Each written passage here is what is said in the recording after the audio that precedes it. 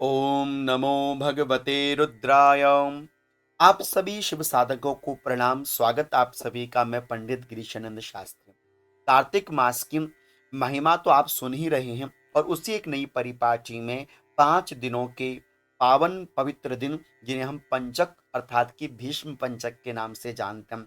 महाभारत युद्ध कालीन समय में एकादशी से लेकर पूर्णिमा पर्यंत भीष्म पितामह के द्वारा जो दिव्य ज्ञान पांडवों के निमित्त रखा गया था, उसी की ही एक याद में अथवा यह लगा लीजिए उसी की एक परिपाठी में यह पंच पंचक अर्थात कि भीष्म पंचक के नाम से जाने जाते हैं।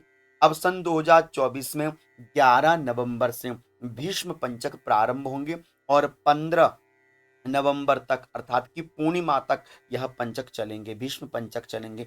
5 दिनों का यह विशेष व्रत रहता है जो कार्तिक कृष्ण शुक्ल पक्ष की एकादशी से लेकर कार्तिक शुक्ल पक्ष की पूर्णिमा तक अर्थात कि 5 दिनों तक चलते हैं। और 11 नवंबर से हमको यह भीष्म पंचक व्रत प्रारंभ करना है, क्योंकि शास्त्रकारों ने निर्देश दिया हुआ है कि 5 दिन का यह व्रत होना चाहिए।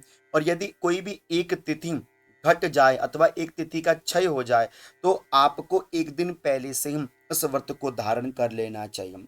वैसे तो मूलतः देखा जाए तो शाम के समय 11 तारीख को एकादशी तिथि प्रारंभ हो रही है, किंतु शास्त्रकारों का नियम है कि यदि शुद्धा एकादशी से उदय कालिक पूर्णिमा तक की अवधि में कोई तिथि क्षय हो जाए तो भीष्म पंचकों के दिनों की संख्या 4 ही रह जाए, तब शास्त्रकारों ने यह परामर्श दिया है कि दशमी विद्या एकादशी को ही यह व्रत प्रारंभ करना चाहिए, जिससे चतुर्दशी तिथि का वेद ना हो। और इस वर्ष चतुर्दशी तिथि क्षय रूप में दिखाई गई है, इसलिए हमको 11 नवंबर से यह व्रत धारण कर लेना चाहिए। तो यह व्रत करने से संपूर्ण कार्तिक का जो नियम व्रत फल रहता है वह हमें प्राप्त हो जाता है। जो व्यक्ति असमर्थ होता है पूरे कार्तिक में नियम या व्रत को लेकर, तो उन व्यक्तियों को या उन भक्तों को यह 5 दिन के भीष्म पंचक व्रत को प्रारंभ करना चाहिए। इसमें मूलतः भगवान नारायण का विशेष पूजन किया जाता है। शालिग्राम भगवान का सुबह भी,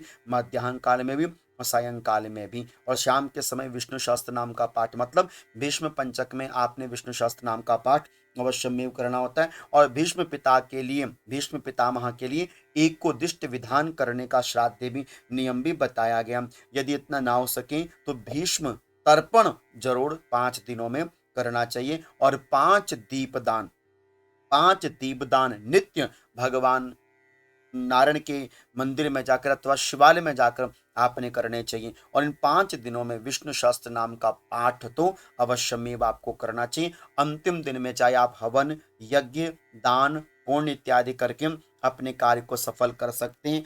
जो पद्धति हमारे पास है, इस पद्धति के अनुसार भीष्म पंचक में भगवान लक्ष्मी नारायण की प्रतिमा का विशेष पूजन किया जाता है। और इसमें एक समय का ही भोजन ग्रहण करना चाहिए, वो भी मीठा भोजन हो जाए तो अच्छी बात है, नहीं तो फलाहार इत्यादि ग्रहण करने चाहिए, अथवा अपने स्वास्थ्य के अनुसार आपको अन्न ग्रहण करना चाहिए। इसमें क्या होना चाहिए बोले, वैसे तो लिखा कि पद्म प्राणोक्त कथा को सुनना चाहिए, यदि ना हो तो विष्णु सहस्त्र नाम का पाठ कर लेना चाहिए।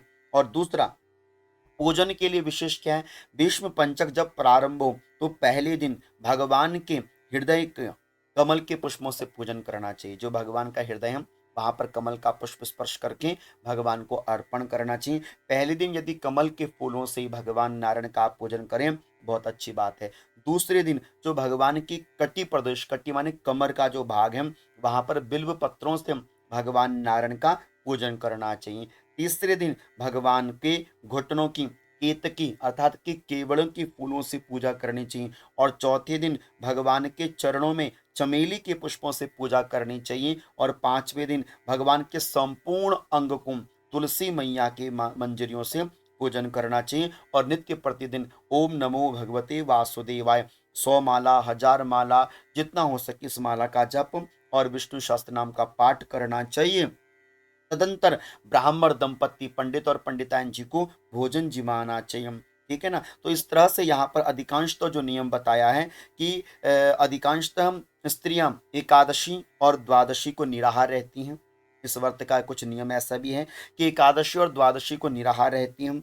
त्रयोदशी को शाकाहार और चतुर्दशी और तथा पूर्णिमा को फिर निराहार रहकर प्रतिपदा के प्रभात में द्विजंपत्ति अर्थात कि द्विजंपत्ति का भाव अर्थात ब्राह्मण और ब्राह्मणी को जिमाकर भोजन कराकर पंचभीकण नहाते हैं। तो ये कुछ नियम अलग अलग हमारे प्रांतों में देखे जाते हैं। तो इन नियमों के अनुसार हमको भीष्म पंचक व्रत इत्यादि करना चाहिए, यज्ञ इत्यादि इसके अंतिम दिन में आप किया जा सकता है। तो अपने अपनी विधि परंपरा के अनुसार यह कार्य करना चाहिए, किंतु मूल विधान यह है कि पांच दीपदान और भीष्म तर्पण मध्याह्नकालीन वेला में जरूर करना चाहिए और संध्या काल में पीपल के वृक्ष में दीपदान पंच भीष्म पंचकों में अवश्य में करके आना चाहिए। बाकी अपनी अपनी विधि में जो जो विशेष होता है वह अवश्य में आपको उसमें करना चाहिए। इसमें किसी प्रकार का कोई टोना टोटका है ना व्यर्थ के उपाय नहीं करने चाहिए। सीधा सीधा सा जो कार्य शास्त्रों ने बताया है बस वही कार्य भगवान विष्णु के निमित्त हम भक्तों को करना चाहिए। आप सभी को वंदन प्रणाम। ओम नमो भगवते